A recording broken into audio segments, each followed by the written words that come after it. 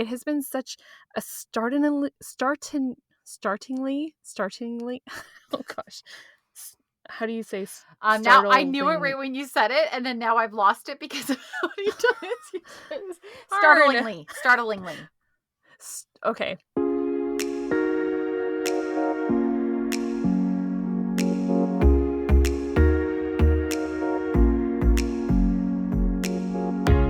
Welcome back to the Modern Lady Podcast. You're listening to episode 79. Hi, I'm Michelle. And I'm Lindsay, and today we are talking about hitting high when the culture hits low. Philosopher Aristotle once said that, quote, nature abhors a vacuum, end quote, meaning that a space left empty is unnatural and will tend to be filled up again rather quickly. Last year, we recorded an episode exploring the reasons why it would benefit us and society en masse to take an honest look at what we indulge in for entertainment, and to perhaps start purging our amusements of those things which do not align with the values we hold in high esteem. In this episode, we are taking it a step further to discuss what comes next and how we can fill those freed up pockets with that which is good, true, beautiful, and yes, entertaining. But first, if you enjoy this episode of the Modern Lady Podcast, please take a minute to rate and review us on Apple Podcasts or whatever app you use to listen to podcasts. Your review can help the Modern Lady stand out so that others may find us too. Your comments mean the world to us. This week's shout out goes to Mrs. K in Australia, who left us a rating and review on iTunes and said, quote, I feel so grateful to have stumbled upon the Modern Lady Podcast. They have helped me realize there are like-minded women of faith around the world, which is very encouraging. Thank you so much for your comment, Mrs. K. We are so encouraged as well, hearing from modern ladies like you all over the world, and we're so glad you enjoy the show. And if you would like to leave us a comment, you can do so on our website, www.themodernlady1950.wordpress.com, or you can leave us a comment on Facebook or Instagram, where you can find us at The Modern Lady Podcast.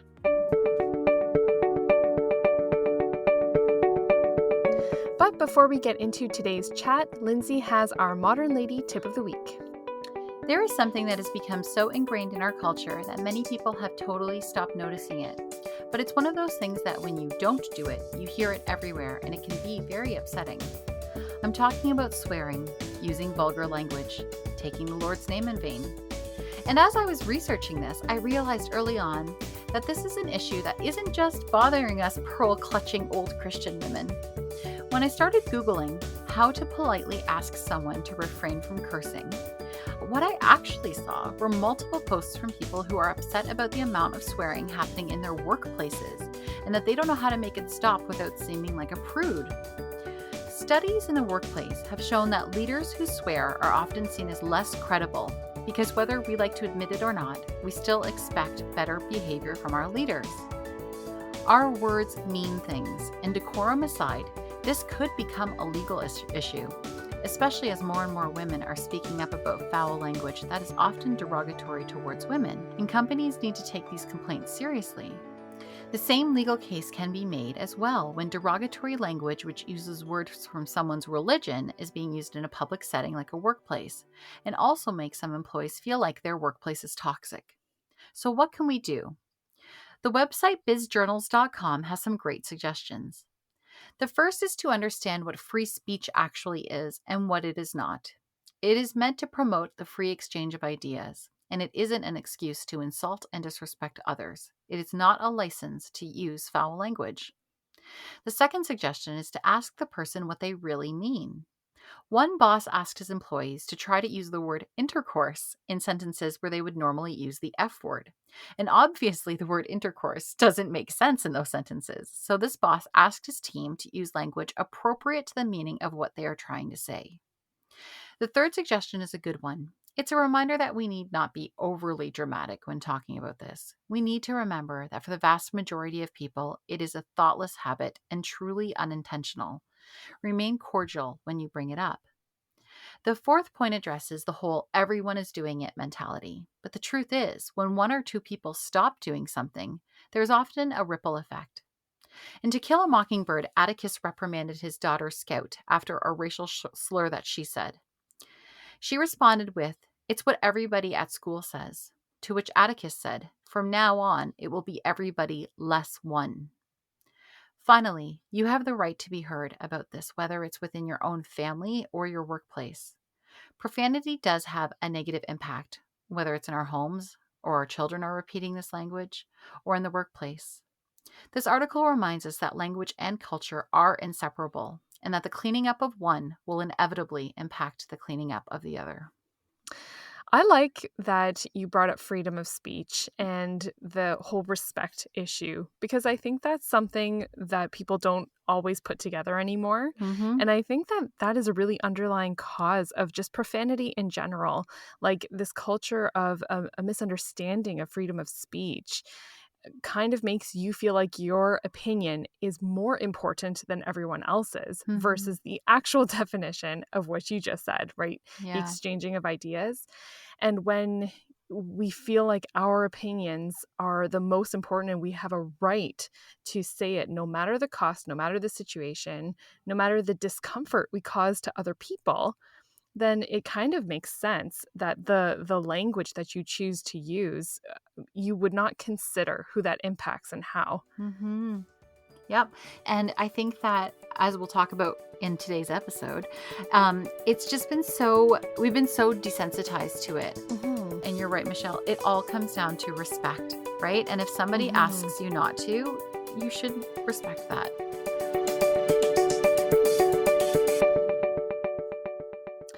It's hard to believe it was only in February that we started this discussion on entertainment. Since then, a lot has happened, but it's interesting how this topic of being discerning with what we consume recreationally is not only still relevant, but perhaps even more so right now. Right, Lindsay? Michelle, I wish this weren't the case, but you're right. It seems Yeah. that the culture, in quotes, the culture, we're going to be talking a lot about the culture. So you can just imagine us air quoting that every time, um, has continued to spiral downwards. I just feel like there's more offensive TV shows and movies and Mhm. music being produced even in this last year than there really has been before. So I don't know, even in this short amount of time, I'm starting to feel like it's just not enough anymore for us to ignore it. That Mhm. you and I both, ever since recording that and then kind of journeying along in this time, we felt a very strong call to actually fight back now against the culture. And Mhm. we have talked a lot just between ourselves, right, as friends, about how when the culture hits low, we don't just duck, that we feel like Mhm. we're ready to hit back high, right? And so we want to really talk about that and see what we mean about hitting back high. Mhm.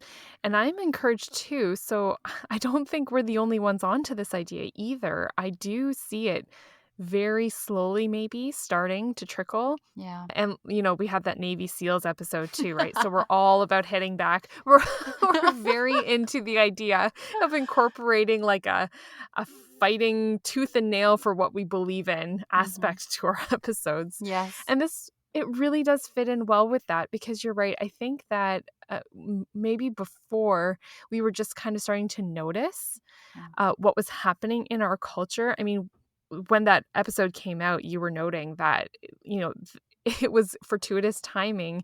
We recorded it before that Super Bowl happened, Mhm. right? And remember the whole big thing about the Super Bowl. I know it's hard to remember, but A try to lot's remember happened back since to the Super February. Bowl. Yeah. Yes.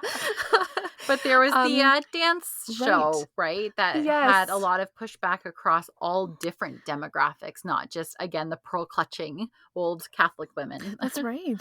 So yeah, like we see this barrage, and I think at first our reaction to that was maybe one of like shell shock. Hmm. We were just like, "Oh my gosh, it's been so subtle for so long and so sneaky for so long that I feel that this year more than any other year, it's so startlingly brazen that I think for a little while we just kind of sat there and were like, what do we do with this?" Hmm. And now that we've had some time to process, you're right. It is time to take an offensive approach, in addition to that defensiveness we talked about initially. That's right.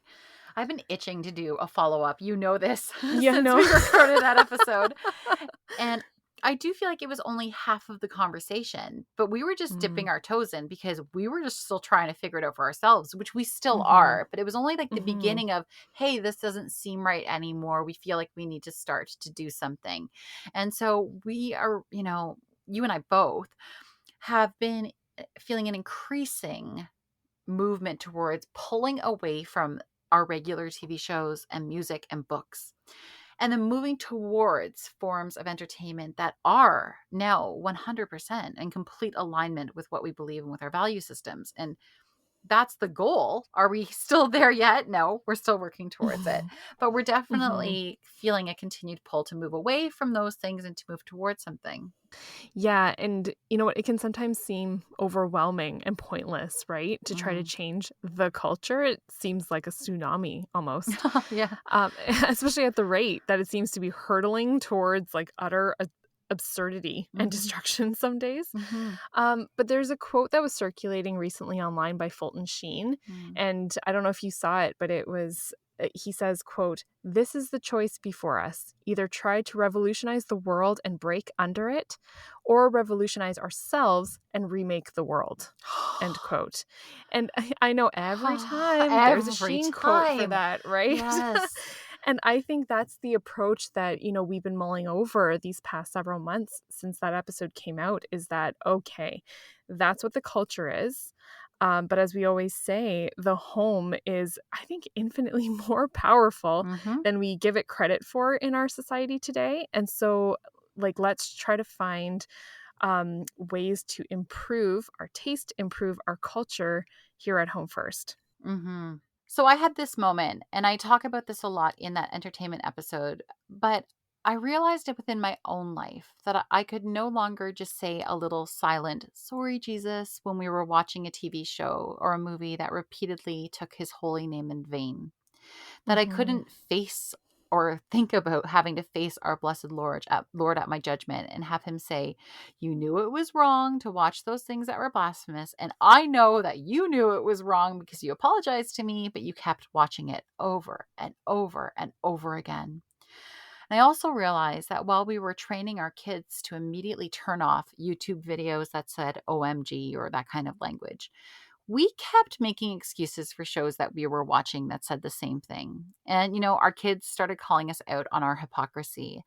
And if you've listened to the episode on my testimony, you will know that I am truly repulsed by hypocrisy and the hypocrisy that I saw in Mm. Christian culture before I converted. So the last thing that I want to be is a hypocrite.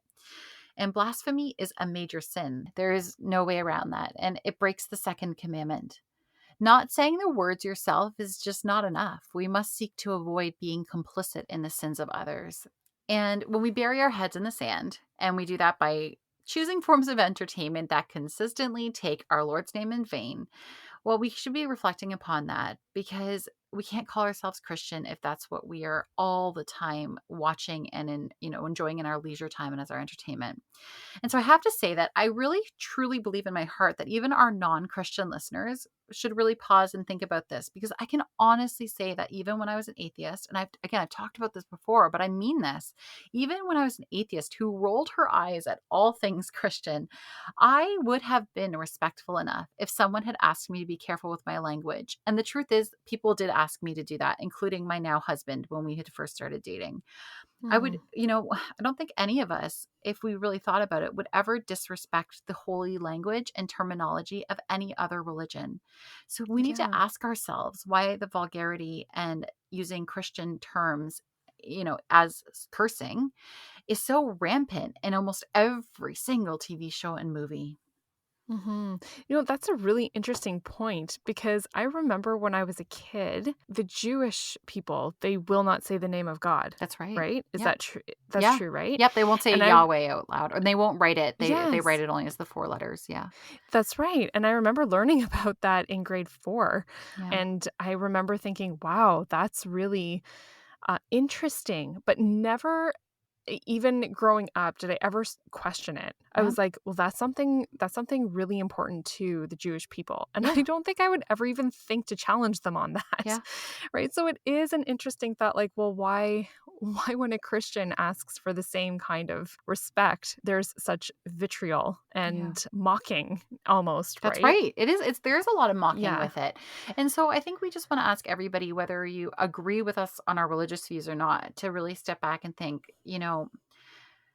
is this okay? And it's just not okay. And so I'm finding it even more and more and more. We're having a really hard time finding any TV show or movie produced after around the mid 80s that doesn't use take the Lord's name in vain almost every Hmm. 3 minutes or 4 minutes. Like it's just part of the script. It's just part of their way of speaking. So I guess I guess if you were to ask me if my views had all have been updated since we recorded last time, I think you can tell by my tone that I'm even more convicted about this, and Yeah. I feel even more persuaded to speak out about this. And I think you're on the same page, Michelle. I am, because I think I'm always someone who likes to give people the benefit of the doubt, and that goes for the culture. And I was doing Mm, that for so long with the culture, right? yeah, And I think I have felt a little bit betrayed, a little bit. I took it personally, in a way, when I realized that no, they were doing it on purpose. yeah, And this isn't just with profanity or taking the Lord's name in vain, but with so many other aspects of entertainment. It's like, no, they really don't care. Like, they're really not trying. yeah, Um, and I thought to myself, well, then I then also need to just kind of revamp and re-edit my perspective on how I view entertainment and how I choose it then, because perhaps they're not as altruistic as yeah, I had hoped they would be. yeah. And Surprise. that was a sad thing. That was a sad thing for me. Yeah, I'm an optimist, right? I'm an idealist and an optimist, and being an optimist in this world is sometimes not great. that's right. So, as a family, I can say that we've done a pretty good job at biting the bullet, and we now Mhm. turn off shows and movies. And it only takes a couple minutes now for us to go, yep, we'll turn it off if it doesn't align with our value system or our beliefs. We used to keep a movie or a TV show on for a lot longer, trying to convince our conscience that it wasn't too bad, because it's got to be like, oh, it's a family movie. And I'm looking at you, new remake of Jumanji, or because it just looks so good and I want to watch it. And I'm looking at you, Knives Out. um, Mm. we right, we haven't been 100% in that our choices yet. We're getting there, and I'm looking at you, Kindergarten Cop. That movie. Let me give y'all a What? heads up if you haven't watched Kindergarten Cop since you were a kid. Not a family movie. Oh. Yeah, it starts out crazy. So, anyways, just we did persevere in watching that one because we also love cops. So it was. Very conflicting It was, moment. it was, but we're on the path. We're trying. Sure. But we have made some significant changes. And when we Mhm. do stray off the path, I think what's important now is that we do feel significant guilt. And again, I think it's so funny because we're also told in this culture that you shouldn't feel guilt, right? Like that, oh gosh, Mm. no, let that go. But you and I actually believe that guilt is a good thing. And this guilt is a way that is pushing Jason and I forward to going, okay, we're not doing that again. And then we talk about it. If we have a show on that we've watched once or twice, or we've shown the kids and we thought, okay, maybe we can watch this, and then we feel that guilt about it, we actually talk about it after, and then we bring the kids into the discussion about, and we say to them, you know what, we shouldn't have watched that, and we made a mistake, and Mm. we're sorry we showed you that, and we're going to try to do better next time. Mhm. I think I would agree with that. Like, the biggest change for us since really starting down this path has been the conversation Mm, aspect of it, right?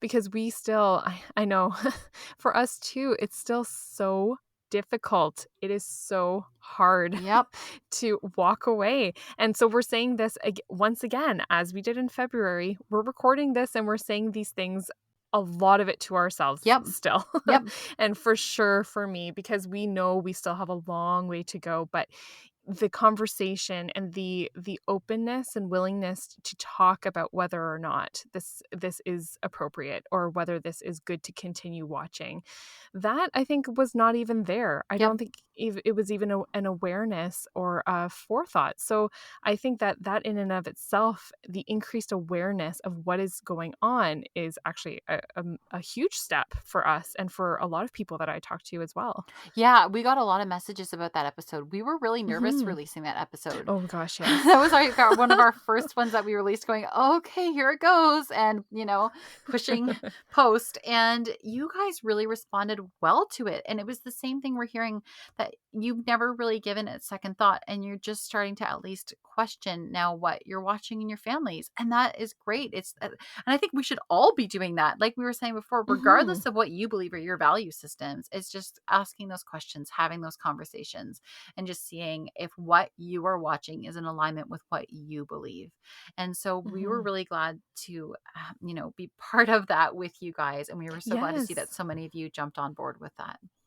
Yeah. So, I mean, I really feel like we could talk forever about the current state of our culture because Mm-hmm. there's so much fodder for Mm-hmm. analysis here.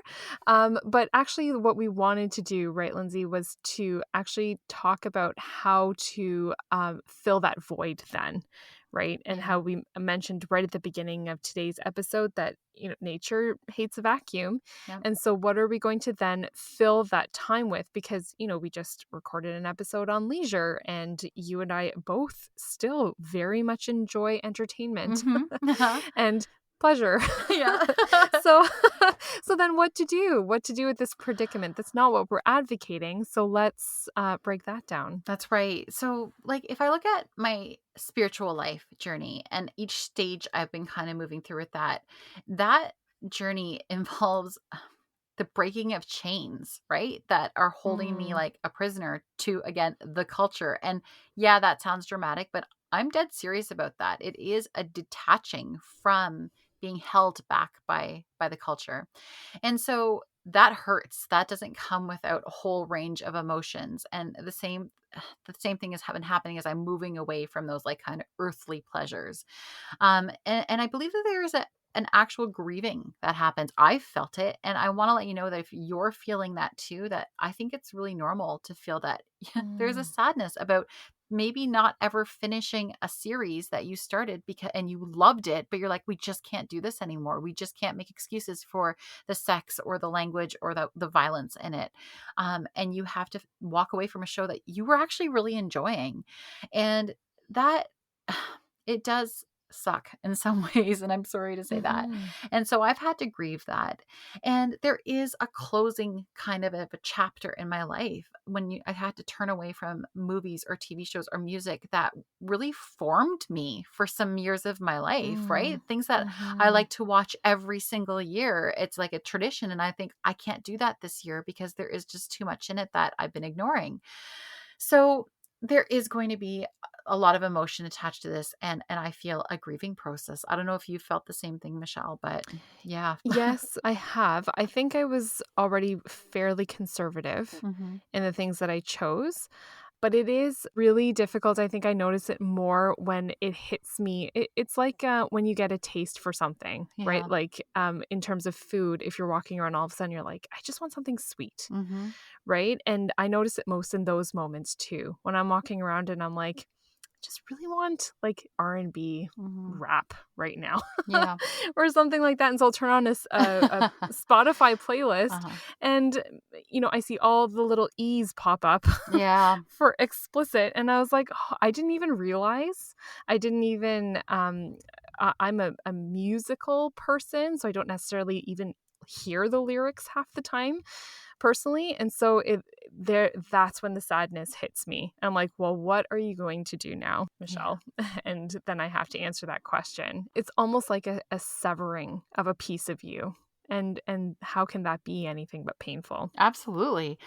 Growth is painful too, right? I have kids that are going Hmm. through growing pains right now, and it's that's no joke either as you're rubbing their little legs and their painful feet and stuff. But so Mm, it there's definitely a physical feeling of switching into a new phase in your life and leaving the past behind and growing.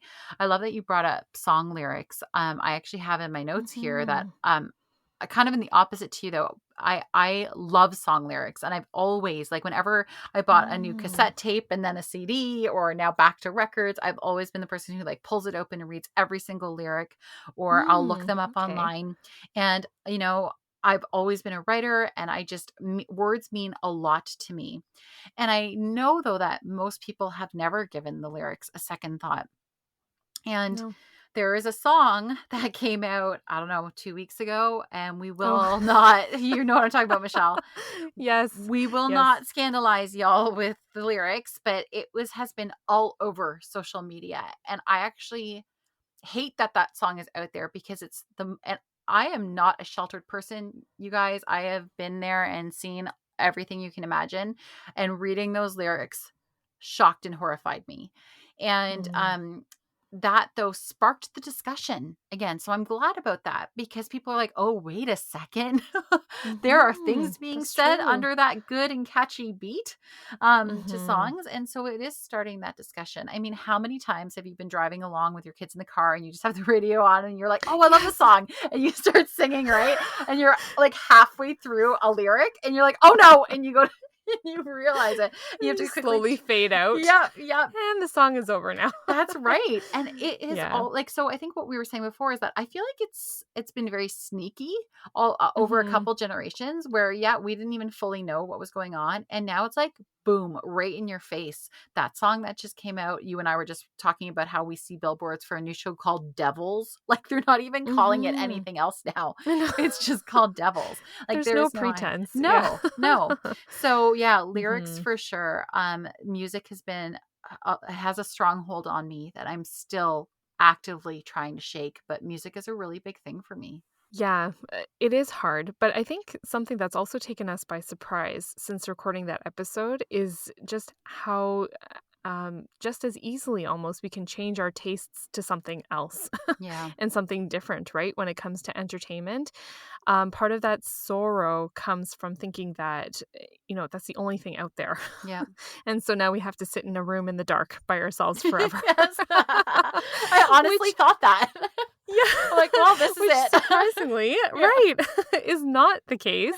And there is a way to do that and to refine your tastes. There Mhm. is a whole range of things from the funny and the, informal, all the way up to like really maybe trying to develop a taste for the classical Mhm. in terms of books and music and even the older movies, right? Like back before sound effects and special effects, and even the movies had to have a caliber Yeah. and a standard that we often can get away with lacking today because of all the special effects. You're right. So, Yeah. yeah, there is a way to start uncovering a little bit. When we take away all that superficiality, maybe we can rediscover an appreciation for things of greater merit.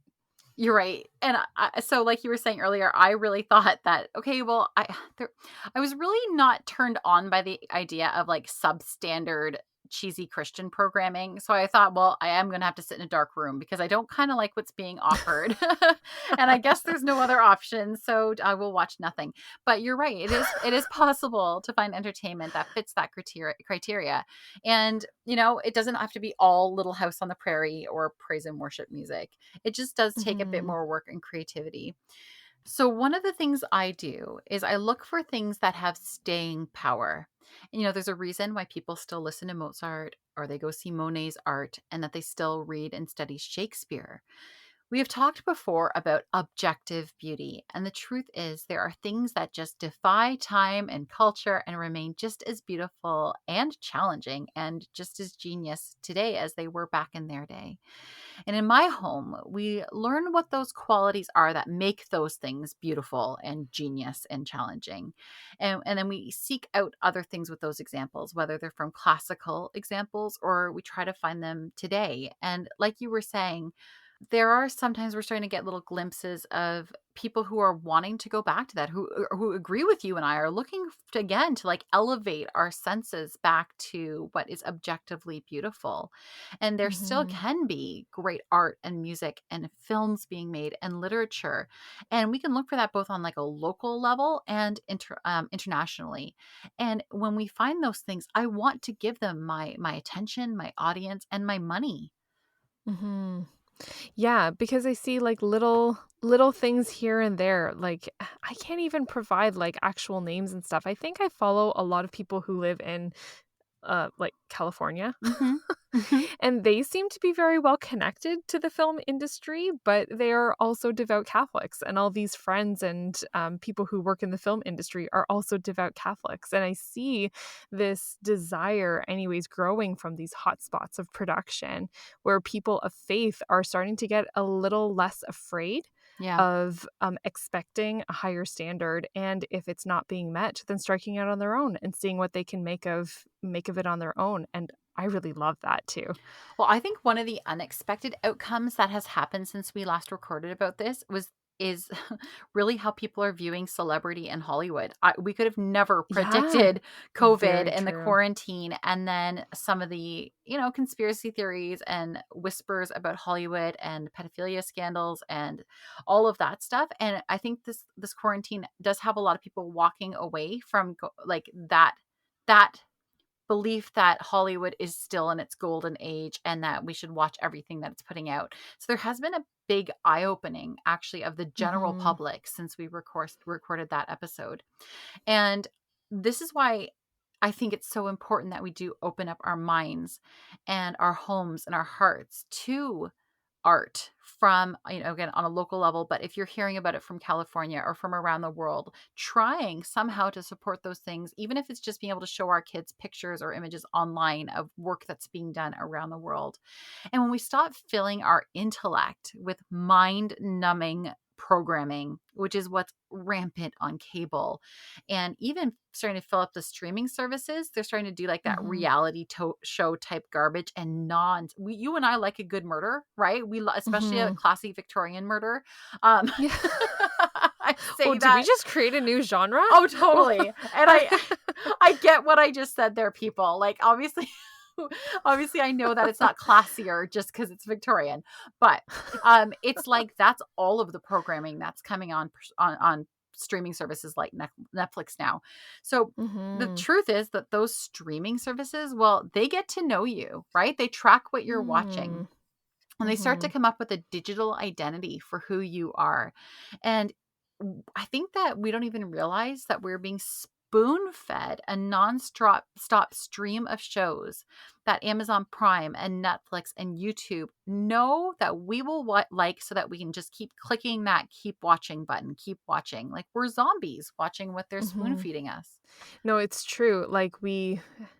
It is like in every other aspect of our life too. We can get really complacent. Hmm. And then the desire and the reasoning that might at one point have jogged us back into reality, it's gone or it's lost its edge. And I think that that's what we get when we kind of fill it with nonstop noise at this point. Isn't that in a book? Which book? I think you were saying, Lindsay. Oh yeah. Is it Fahrenheit 451? No, it was Where in they sit Cardinal and watch the Seurat's book. TV? Oh, well, there's that too. Sorry, I was just saying about how like Oh, the constant stream of noise is deliberate and manufactured. That's actually coming from a popular political movement that's happening right now in the US. But then right. also Cardinal Yes. Seurat's book on the power of silence talks a lot about the assault of noise. And then Fahrenheit Mhm. 451, you're right. Like there's so many converging things that we have read in You'd the last. think. Yeah. But the Yeah. wall of TV, that's just senseless. And they're actually going like blah, blah, blah, blah, blah, basically. And then they would inject your name into the program so that Yes. you would turn and go, oh, this is about me. Like it's absolute nonsense. Right, right. And yeah, it's so interesting to see how that is mirrored in our society. So yeah, it's we almost have to just turn it off for a little bit of a detox, and Mm-hmm. then it's like decluttering your room. The Nester Online talks about quieting your space, taking Mm-hmm. absolutely everything out of your room, um, and leaving it like that for a day or a week. Before you start putting things back in, because it's only then you can start seeing clearly what exactly you want to put back in. And we almost have to do that with our technology and our entertainment now, too. Hmm. Okay, so if you're like Michelle and I, you love all the new things and you get really excited to listen to any new piece of music that someone recommends, to try a new movie, podcast, book, to go to a new coffee shop or restaurant. We both love trying new things, but the reality is many people aren't like that and they want to just stick with what they already know. And this can result in Mm. pushback from your family when you're the one who's like, hey, everyone, let's stop watching the show we all love and try something from 1946. um, there might not be the same enthusiasm from your Have you been teenagers or watching into our living room? I feel like I do that to my poor family all the right. time. And I know I'm just like you with that, so we're totally pumped about it, and the looks we can get from our family members. So I think that you and Phil, for the most part, and Jason and I, for the most part, have shared interests, right? It doesn't mean that they're going to be on Yeah, board with every crazy show we ask them to watch, it's but true. I call this obvious marriage tip number one. But marry somebody that you have things in common with, that you like some of the same shows. It still might require some arm twisting to get them to watch some 3-hour movie from the late 40s. But there's a chance that they're not going to be as vocally opposed to it, perhaps, as somebody else. Now, Mhm. there is still plenty of eye rolling that does happen in my home, but I do have a few tips here of what we've done as we've tried to really change up what types of entertainment we use in our home. So, the first thing I Mhm. do is I say, and I have to be pretend like this is coming out of nowhere every time that I say it. I have to say, just give it 10 minutes. And I say it like that every single time. And you know what? Mhm. It always works. I think that we have become so accustomed to clicking off something within seconds, right? I forget, there's actually a study on That's true. how long we'll look at something online if it doesn't appeal to us. So we actually have to retrain ourselves to give something a legitimate chance. And we need to give it more than just a few seconds. And I have found 9 times out of 10 that if you give a movie or if a TV show 10 minutes, you'll continue watching it. And so I say that all the Mhm. time with Jason and the kids, and I'm pretty much always right about that, just Yeah, between you and I. sure. The second thing I am a big believer in is candles. I recommend candles for homeschooling, for prayer time, for Yes, I have Kindles do too. you? Kids Yes. love fire. They Yeah. do love fire. And I know there are plenty of moms who are scared about kids plus fire. And I mean, it's a Oh, realistic sure. fear. I But mean, yes. right. Yes. But guys, that's why they have like hurricane glass holders where the flame is enclosed. Like there's lots you can do. You know what? If you haven't yet joined us in the candle loving world for prayer time or for dinner time or for hygge, which is right around the corner, you don't know that the simple act of placing a few lit candles around the room, that it can change everything. Like it changes Mhm. everybody's moods. And so there is, like you were saying, kids are drawn to fire. They're totally drawn to a candlelit room. And I've said this before, but I bribe my kids with whoever listens the best right now gets to blow out the candles. And it Oh, that's works. good. That is good. The next thing that we're all drawn to is food. That was next on my list Yes. too. Your mind to my mind. Yep, we are the same person. Um, Yeah. it's a massive motivator, right? And it really Mhm. makes all of these things like a multi-sensory experience. So you've got the candles going, you're going to put on the old movie, and you bring out some delicious warm cookies or popcorn or what have you. And I really look at it as a chance to fill my family's tummy and their brain at the same time. So Mm. bribe them with food. There's absolutely nothing wrong with going, you know what, we'll bake some cookies and watch the show. And they're like, mom. I'm like, but cookies. And they're like, okay. Do you know what Ralphie at the account Simply on Purpose on Hmm. Instagram? She talks about this all the time. The fact that extrinsic rewards Hmm. are fine until a person actually has the maturity and the time needed to develop their intrinsic motivation to do things. Love it. Right? So, yeah, like there's everything we're talking about, the candles, the snacks, the food. These are all exterior things that we already find pleasing. Let the food be the pleasing thing. Yeah. If it's really hard for people to sit through something they're not entirely interested in yet, right? Like let that happen important. And then as they get used to it, it is a training process, and the interior motivation will start to take the place of the need for an extrinsic reward. You're totally right. And it starts to form this pattern in your brain of that was a good time, right? Like when they start to look Yes, back, going, wait, yes. there were candles lit. We brought our pillows down from our beds. We had a nice snack and we watched the movie. And they might not remember the details of the movie, but they remember the entire experience. And this leads into the next thing that we do too is consider changing the location. So whether you're trying to get your kids Mm. listening to classical music, you don't have to do it where I have done this, where I'm like, we're putting on this piece, you're sitting on the couch and listening to it, and we're going to talk about it. And there is a time and place for that as well. And I did that with homeschooling. But if you want them to start to hear more classical music, well, only play it when you're in the car then. Like make the decision to do that. Mm. Or when your kids are just playing and they're playing with blocks and playing, I always have put classical music on during that time. Or as they're falling Mhm. asleep. Or if it's a movie night and you are again trying to convince them about some old movie that they have no desire to watch, do it in your backyard or build forts and that you guys can all watch the movie from forts. Get cuddled into mom and dad's bed and just watch it on a laptop if you don't have a TV up in your room. Or if you're trying to start doing read alouds, which is hard to get into that habit as well, bring a blanket out, lay under the trees, like get creative. And like we were just saying with the food, that the location also feeds into this idea of, hey, that was a really good time. Mhm. Yeah, and the feelings that it evokes in the Mm-hmm. people around you too, right? I can attest to the classical music in the car. Mm-hmm. There was a time, maybe 2 winters ago when we discovered Max Reiter, Oh, the yes. composer, Yes. and he does a great arrangement of Vivaldi's The Four Seasons. Yeah.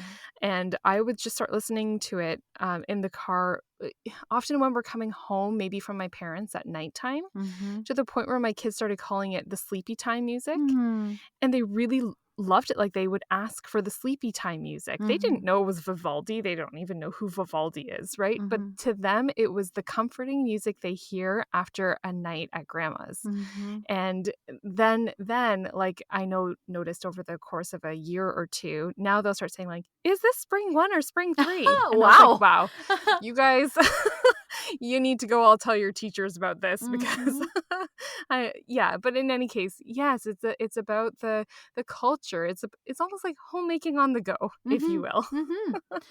And the Yeah. last thing I'm a big believer in is doing your research. So talk it up. If there is a classic film, like I start to research it myself and I get the family excited throughout the day by like dropping little hints about it or telling them about the actors that are going to be in it, giving them a little bit of reason to think that this might be pretty good. Hey, it won some Oscars or whatever. Like I know what I'm talking Mhm. about before I just drop a movie or something on my family. But if you're changing something bigger, like making a decision or a new rule that you're no longer going to watch violent movies, I do think it's important, again, that you do your research and you know some statistics and stuff and talk to your family about why this is important. You and I have often said that in the past. A mistake I think that a lot of families made, especially a lot of Catholic or Christian families, was that they were saying no, no, no without the Mm. why. And so Mhm. we don't want to just say, no, we're not watching that movie without saying, actually, guys, there is a link between violent movies and violent behavior. And so just really getting everybody involved and just saying that this isn't just me willy-nilly as the mom deciding that we're doing all of these new crazy things. Um, Mhm. but that saying that there is a purpose and a reason, and that, families that do a weekly 3 meals a night, 3 meals at the table a week tend to stay healthier and have less chance of diabetes or whatever. Like this is something I'm reading in a book right now. Right. But when you have that information and you're armed with it, the kids, yeah, have a deeper appreciation a little later on that mom maybe knew what she was talking about. And it just rounds out the whole experience of it too. I know I love learning about the thing Yeah. that you're trying to develop a taste for. Classical music is a great like starting out point for that too, even for ourselves. Mm-hmm. So like even going beyond the fact that you're going to try to sell this Yep. to the other people in your house, for yourself to start appreciating it. I found it so helpful. Oh, Um totally. Like, Vivaldi was a yeah. Catholic priest. And Did you know I that? did not. Oh! I was 2 milliseconds years old ago. I don't know how that saying goes. Are you serious? Yeah, Catholic I priest. didn't know He was that. a very devout Catholic priest who his genius in music was noted very early on by his bishop, who then relieved him of his duties of having to be a parish priest who could just write music for the church, and had a beautiful story of his deathbed and just how holy and devout that man was. And yeah, I mean, and if you actually Google Wow. list Mhm. of like Catholic visual artists, you will get Mhm. 500 names on a Wikipedia article. And it's like, so if you start doing the research and then you can create your own at-home fun curriculum outside of homeschooling where you're just showing your kids the stuff. The more excited, I have learned this after being a homeschooler for 5 years, if you're excited, they get excited. And that goes for your kids, that goes for your spouse, that goes for people you have over at your house, and you're like, hey, let's do a movie night. Like, it Mhm. really is Mhm. contagious, right? If it shows that if you know what you're talking about and you have some interesting tidbits, you're right. There is an element of selling it to people. And once they trust that you are going to pick some wonderful things that you're all going to enjoy, you don't have to sell it as much. Mhm. Okay, so I have been saying the words hit high a lot over the last couple of weeks. I've been talking to people and I'm like, so when the culture hits low, we hit high. And Mhm. it's just been kind of this mantra that's been repeating in my head. And what it ultimately means is that we need to elevate our tastes. The more the culture devolves into chaos and darkness, the more we need to fight back with truth, beauty, and light. Mhm. The culture is going to continue to hit low, and the lower it hits, the higher we need to hit back. This is not a time to be passive. We can fight back with our money and our voices, our choices, what we watch, listen to, and read in private, in the darkness. Our choices will either feed a system that will continue to produce filth, or it will feed a system that will finally see that there needs to be an increase of media being produced that is objectively beautiful. In 1825, French lawyer and gastronome Jean Brillat Savarin said, "Tell me what you eat, and I'll tell you who you are." It's still about consumption, and what we consume tells us the truth about who we are. Only dead things float downstream. Only the culture of death can continue to drag along with itself people that have lost the will to fight. Hit high, ladies. Swim hard against the current. Choose beauty and order and virtue. And if you are a mother, you have the chance to raise the next Vivaldi, Cezanne, or Dostoevsky. And well, even if that's not quite possible, at least we can raise kids that have a love for great art and a high standard of beauty.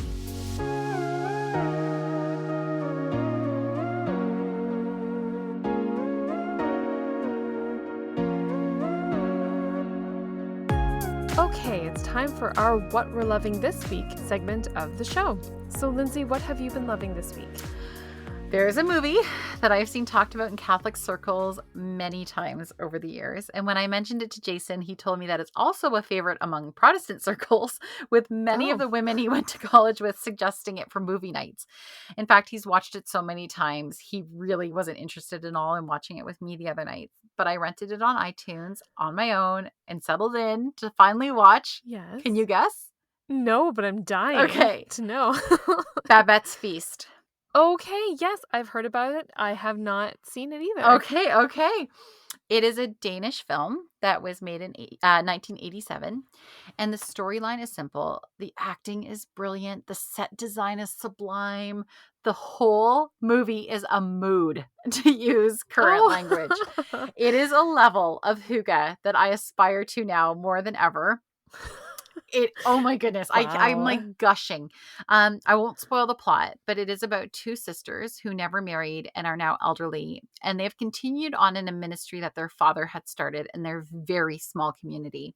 And their approach to the Christian faith is just very, very puritanical about, it's all about just suffering and self-denial. And it's set in the mid 1800s. And these Mhm. women, the sisters, take in a French woman who had to flee France during the revolution, and they Mhm. can't afford to pay her, so she cooks for them to earn her room and board. Now, something happens to this French woman, and to celebrate and in the spirit of gratitude to the sisters that took her in, she, Babette, decides to cook for them a very French meal, something so different from the bland food that they've been eating all along. Mm. The movie is overflowing with Christian symbolism. It left me in tears. It made me reconsider again just how powerful we are as homemakers, and how even a life-changing meal served skillfully and with love can change everything and can impact everyone. I won't say anything else except for it is 100% my new all-time favorite movie. And I will be watching it again this afternoon before it expires, and I will be watching it once a year. So if people are looking, for an example, like what we're talking about in this episode of moving forward into things that are beautiful and well done, Babette's Feast. Oh my gosh. Okay, now I need to immediately go rent it Yes, myself. please. I will do that. Yes. Okay. So what have you been loving this week? Okay, so I also have a movie, Mhm. but this will be a family movie. Yep. um, it's produced by G Kids Studios, which is the American distributor for Studio Ghibli. Oh. So the movie that I will recommend right now is called Mune, Mhm. spelled Mune. And listen, I love a good storyline, and I've always loved folk tales. Mhm. And this movie has a really interesting concept in explaining how the sun and the moon travel across the sky day after day. And that's kind of the basis for this whole movie. So it's just simply a good story. I wish more producers and directors would have more confidence in their ability to tell good stories, that they didn't feel the need to clog it all up with the other junk. And I'm always up for that, no matter what the genre. Okay, that's going to do it for us this week. And if you want to get in touch and chat with us about our topic today, you can find us on our website, www.themodernlady1950.wordpress.com, or leave us a comment on Facebook or Instagram at The Modern Lady Podcast. I'm Michelle Sachs, and you can find me on Instagram at MMSachs. And I'm Lindsay Murray, and you can find me on Instagram at Lindsay Homemaker. Thank you so much for listening. Have a great week, and we will see you next time.